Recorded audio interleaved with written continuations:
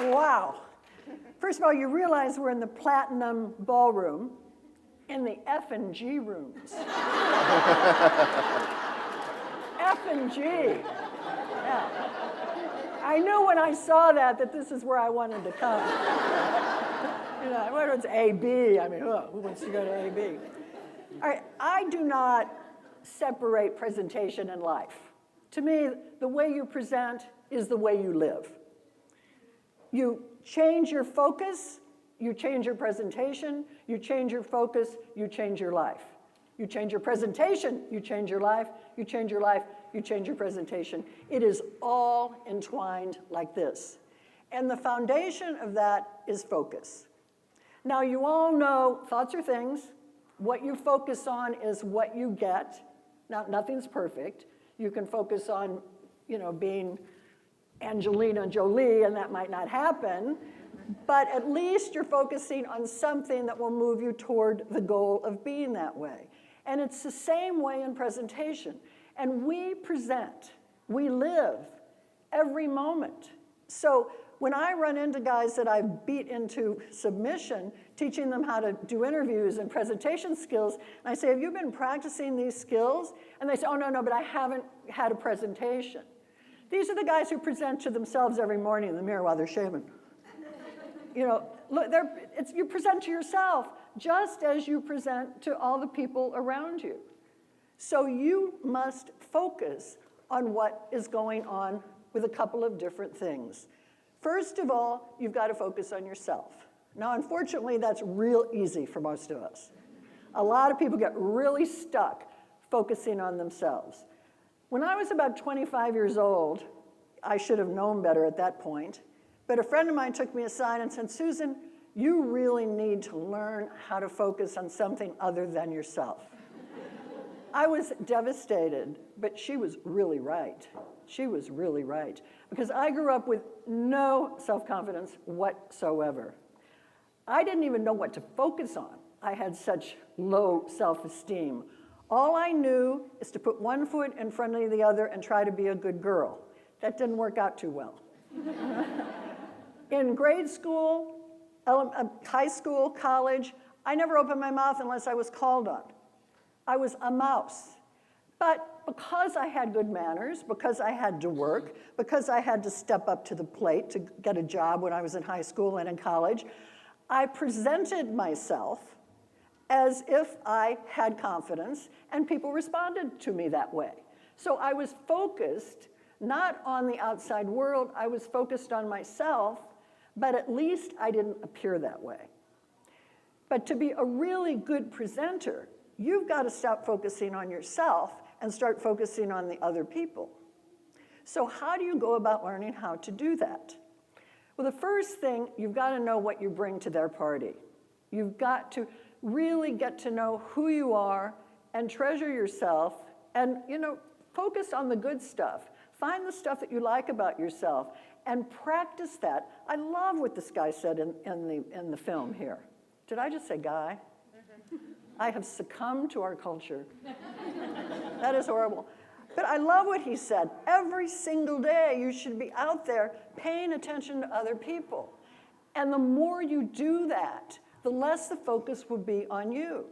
But I spent my entire childhood, I spent until I was in my 50s, focusing on me, me, me, me, me, me, me.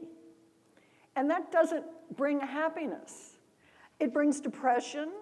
It brings sadness. It brings a sense of inadequacy, because the more you think about yourself, I mean, now I'm obsessed with my upper arms. In those days, I was obsessed with, do I have anything to offer the world? And I didn't even have a clue as to what I wanted to do or to go forward or that I could do something. I mean, I came from a family where their idea of motivation was to say, what makes you think you could be a speaker? My father really thought that that was motivational, that then I would say, being the Irish person that I am, oh yeah, watch this. But it didn't, it beat me down. So I plodded through life, putting one foot in front of another, being a good girl, getting jobs, being depressed, having really no dreams that made any sense at all, just some strange idea that everybody else in the world knew something that I didn't know. And I didn't know the secret is there is no secret. I had no idea. So I was just wandering around, trying to be good, trying to make something of myself with no direction whatsoever. But I was focused on me, me, me, me, me, me, me. So I was profoundly depressed, flunked every subject I took when I was a sophomore in high school. Do you know how embarrassing that is in a city the size of St. Louis, Missouri, where everybody knows you if you went to Catholic school? Every single person. So you know what I did? My focus was, it didn't happen. I just went to a new school, did my sophomore year over again, and just focused like it didn't happen. I just kept going. I kept working. I worked in department stores. I would focus on my customers, but I was still splitting the focus, like 25% them, 75% me. How am I doing? Did I do that right? Do they like me? Are they going to fire me? Et cetera. So that was through high school. Then I get to college. Then I start focusing on something a little bit different. So my freshman year in college, I get pregnant. That's not a good thing to focus on when you're a freshman in college, especially in those days when it was not cool.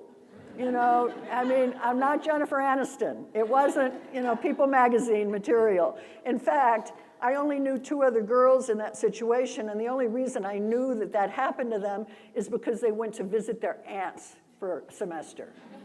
You know, you disappeared. So I had to go visit my aunt for a semester, and then I had to go back to college and be a virgin.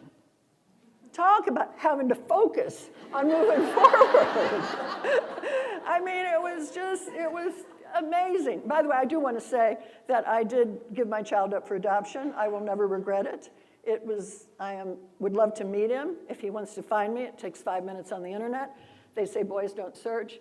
But I am so glad that I did that because truly he had a much better life than he would have had with me at that point, and hopefully he had some great parents. And Catholic Charities just doesn't give kids because you said, hey, I want a kid, okay, here's one. You know, you have to go through a whole process to get that child. So now I'm in college, I go back to college, I pretend like that didn't happen. So there's another thing that I'm pretending like it didn't happen. And now the question comes, what are you going to do for a job when you graduate? Well, my focus, my presentation of myself was looking pretty good. And you've got those guys that go to interviews, and their presentation's looking pretty good, and their content is terrible. And my presentation was looking pretty good. My content was terrible because I was so insecure. But hey, I look good, so that was fine. Doug Parker knows that. That worked. I look good, yeah. So I kept going. I always worked. And I was teaching school because my father always said, you can always get a job if you're a school teacher. So when I grew up, if you're a woman, unless you really had some imagination, which I had none, except I wanted to be glamorous, I had no idea what that meant, you could be a nun, obviously out of the question. A nurse, I wouldn't wear those outfits, so that was out of it. Get married, there was nobody on the horizon, or be a teacher. So I became a teacher. And for the first time, my focus, I was presenting something to some hormonally active teenagers that I had to keep under control, and that was a challenge. So I had to focus on them. And for the first time in my life, I started feeling better about myself because I was no longer only thinking about me. And this totally applies to the kind of presentations that you all give and that you coach people to give. They've got to stop thinking about themselves. And finally, I taught. I went in the travel business. I was very fortunate. I got to travel all over the world. I had to give presentations because I had a group of people who depended on me. I was a tour director. And I learned how to present by necessity because I knew if I got on that microphone, on that charter aircraft, and I told these groups, and it was affinity groups, Knights of Columbus, B'nai B'rith, alumni associations, all over the world. It was a serendipity that I got that job. And I would explain to them exactly what was going to happen during this vacation, which was a vacation of a lifetime for them. And I also worked for tips. So by the time I was finished giving the briefing, they thought that their life was by a thread and I was holding that thread. You know, I was the goddess who would make it all happen. But it was a real service to them, and it was a real service to me. But it was the first time that I was presenting, and I was presenting out of a need to get some ideas across to help other people. So that really started to make me happy. I started to develop some confidence. So I stayed in the travel business for a while. And then I learned how to do what I do today. And part of the problem is I immediately regressed to my grade school sense of no self-worth. I had the best training imaginable. I worked for the biggest international communication skills company, all Fortune 500, all over the world. They trained me. It was brutal. 2 weeks, 2 instructors on me from 9 till 5. A year and a half of team teaching and being videotaped and torn to shreds at the end of every program. So technically, I was good. They taught me what I needed to know. But I thought I had to be perfect before I could really be a good presenter. Well, guess what? You don't have to be perfect. You don't have to be perfect. You just have to be who you are. You don't have to be, big and bodacious. You can be timid and shy. You just have to be more obviously who you are. And you see the people that you work with, their focus is on their content.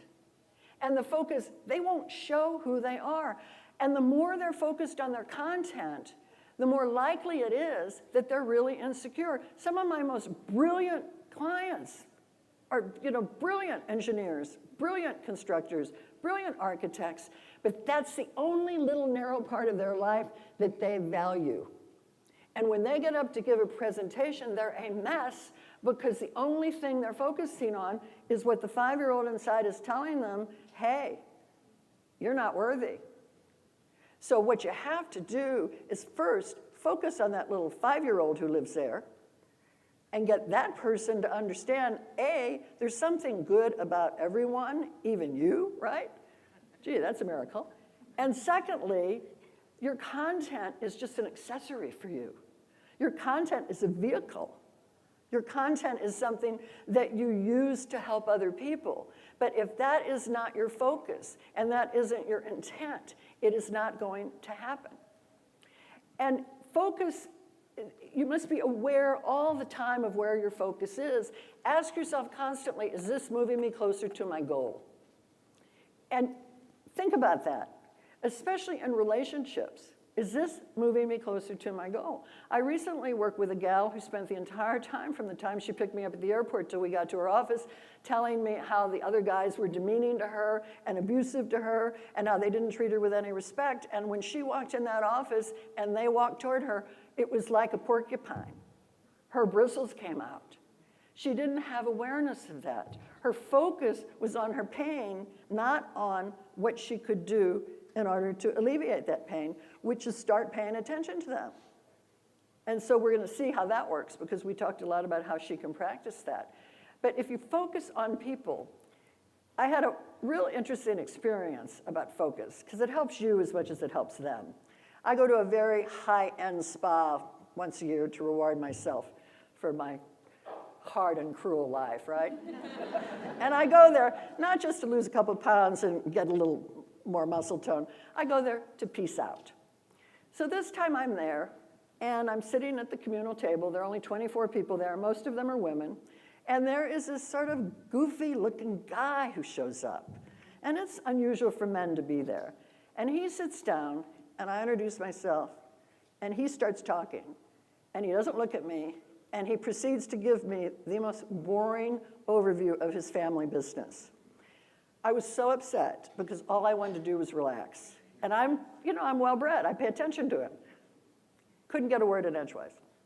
The next day during the hike, I'm saying to the hiking gal who's always with me because I'm the last one and they have somebody watch to be sure I don't drop dead going up. I can't stand that Carl. He's getting on my nerves and I'm here to relax and he's just making me crazy.